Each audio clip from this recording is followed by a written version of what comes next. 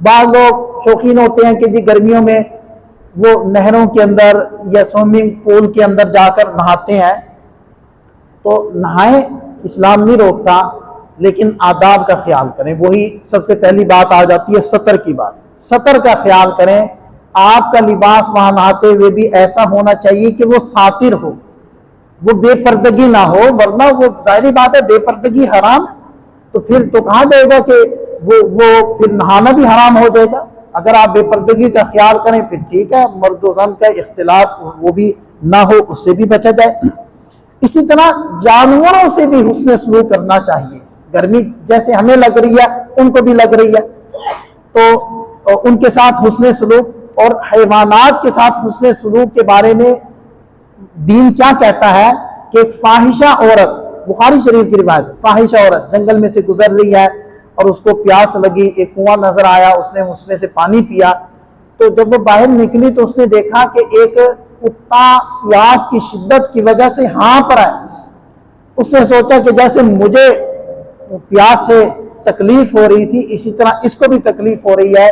तो वो कुएं में उतरी और अपने जूते के अंदर पानी भरकर बाहर आई और उस कुत्ते को पानी पिलाया। नबी पाक सल्लल्लाहु अलैहि वसल्लम ने इरशाद फरमाया, ये पहली किसी उम्मत की औरत थी। आप अलैहिस्सलाम ने इरशाद फरमाया, अल्लाह ताला ने उसके महज इस एक अमल की वजह से उस औरत की बख्शिश फरमाई। तो हमारी सारी जिंदगी की तगोदो किस लिए? फजर की नमाज, जोहर की नमाज, असर की नमाज किस लिए? रमजान के रोजे किस लिए? ये सारी मशक्कतें बख्शिश के लिए तो है। तो क्या खबर कौन सा अमल बख्शिश का जरिया बने।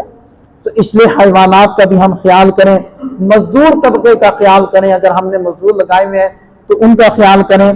छत पर, आप वैसे शहरों के अंदर तो इसका रिवाज बहुत कम है, देहात के अंदर ज्यादा होता है।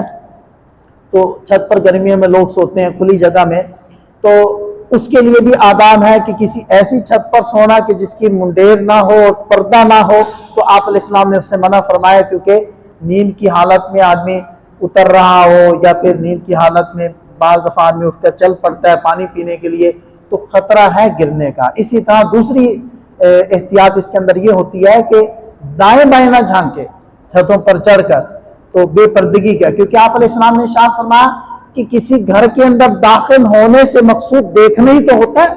अगर नजर चली गई गोया कि ये बंदा वहां दाखिल हो गया, और आप अलैहिस्सलाम ने यहां तक इरशाद फरमाया, अगर कोई बंदा किसी के घर में झांक रहा हो किसी जगह से, तो फरमाया कि अगर वो लाठी से उसकी आंख फोड़ दे तो उसको इजाजत, उसकी आंख फोड़ दे, उसको इजाजत है उसकी आंख फोड़ने की, क्योंकि वो क्यों झांक रहा है।